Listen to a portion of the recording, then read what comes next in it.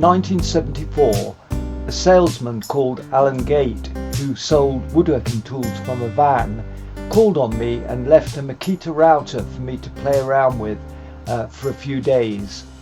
Now, I told him he was wasting his time, as I had no money to consider such toys. Well, he left it with me and I played with it. And when he returned, I entered into a credit agreement of 3 payments of £30 each month. Well, I never looked back, and I would say that the router is the most creative little gadget ever designed. In fact, I did say that in my pioneer book, The Incredible Router, in 1989. If I could only take a couple of tools to my desert island, I would place the bandsaw first and the router second. I met Alan many years later at his impressive home. Routing has spawned a multi-million-pound industry. My first machine planer was purchased in 1979. I suppose if you tell a fellow woodworker that you can carry your thicknesser under your arm, he will just laugh. But it was a 6-inch kitty planer thicknesser, and it did just that.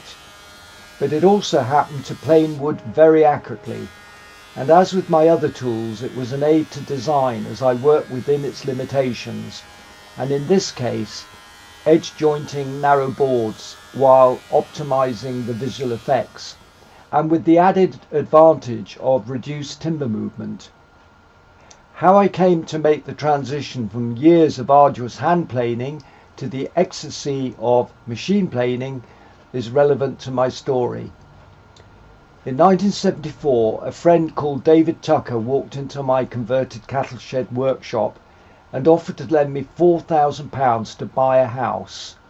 And at that time, you could just buy a house for that sort of money. Well, the commission I was working on was the only one that I ever abandoned midstream. I dropped my tools immediately and found a derelict house on the outskirts of Bath in Bath Easton.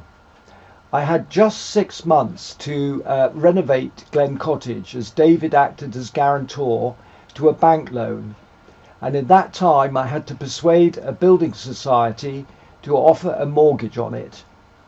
2 letters were written by the building society assistant manager, who happened to live next door to me. One was to the bank, stating it was likely a mortgage would be given on completion of the renovation, and a second letter was privately written to me, expressing great doubt, especially as the basement was rat infested. Well, fortunately, I had previously made the building society assistant manager a coffee table, demonstrating I was a man capable of doing a good job. So that rat-infested basement turned out to be a great advantage to me, as one of the first things I did to Glen Cottage was to excavate the basement and convert it into a 24-foot by 8-foot workshop. And I built an inner skin of concrete blocks which added soundproofing. I worked underground without natural light in this cramped but totally soundproof workshop for 4 years. I would say I produced some of my most innovative work during this period. Certainly many of the exhibition pieces I worked on were created there. So 4 years later I sold that house, and with some of the profits was able to invest in one go about £6,000 worth of machinery. It's a wonderful thing to find after an arduous struggle with hand tools that when you can afford to upgrade to machines, you make good choices. Soon after, I did in fact uprate the planer thicknesser to a 10-inch model. The only machine I never really got on with was a spindle moulder, which I soon sold. There's something about the centrifugal force of cutters at waist height if they work loose. Now, at least with a tiny workshop, you had to sweep up the wood shavings every 5 minutes. It was also a good discipline for designing practical furniture that would fit through doorways and go up steep stairways, or even fit in a van. When I came to sell the property, it sold to the first viewer. He was a young drummer in a local band, and he went down on his knees begging me not to sell to anyone else. Those are the days of gazumping, but I kept to my word. Now, during the renovations, I was living with a girl called Karen. And sadly, Karen left as soon as I completed the renovation, as she thought I would have time on my hands to pursue other women. But actually this was sad, as I had to make the choice between my economic survival and a love affair. And many people would pursue the latter, but the truth is that having never experienced the love of a mother, I didn't have much confidence in being able to sustain relationships with women, certainly beyond my charm in pulling the girl in the first place. Most men have mothers. After the purchase of Glen Cottage and its fairly swift renovation, I spent a year as a student at High Wycombe Art College on a postgraduate diploma course. I had never trained as a designer and had been producing my own furniture style for 3 or 4 years. I applied to the Royal College of Art, but I must have offended one of the tutors at the interview when I was asked what I thought about one of his designs, which I didn't know was his design at the time.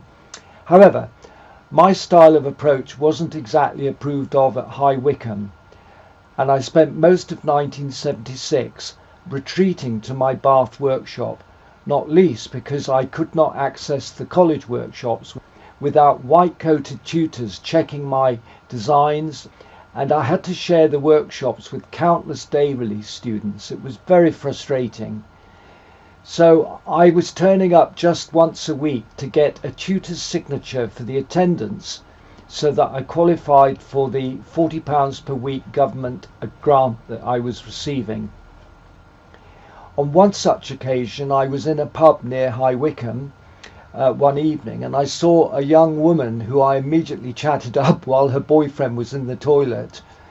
On my date with her the next evening, after discovering she was in the sixth form at school, my car broke down at her parents' house.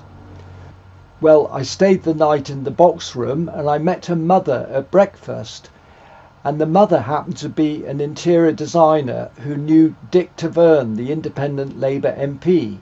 Now, he was looking for someone to convert some old church pews, and I said yes. Meanwhile, back at the college, my tutor was getting to the end of his tether over my absences. So I was hauled up to see the director of the furniture department, and the discussion quickly focused on my being kicked out. I explained my frustrations and also told him about the prestigious commission I'd just received and asked him what he would do in my position. The tables turned rather quickly and he suggested that the Dick Taverne commission could be drawn up as a college project. We did a deal. In return for allowing me to abscond to my workshop each week, I promised to enter at least 6 times more work than any other student for the college final show. And I kept to my word, and I continued to receive the £40 per week grant, which really helped me at that time. So back in my workshop in Bath, I made the furniture piece for Dick Taverne. And being used to operate in such a small space gave me an advantage, as he wanted a compact dining table and seating unit for a small kitchen in his flat in Pimlico. Dick was a charming person to meet, and on completion of the commission invited me to celebrate over a bottle of champagne with his family. As a result of the Pimlico Diner Commission, I was introduced to the wife of a Shell Oil top executive, and I was commissioned to build a fitted kitchen for their house in Putney in London and some other furniture for their country residence near Marlborough. Now, all this because I chatted up someone else's girlfriend in a pub. Don't talk to me about marketing.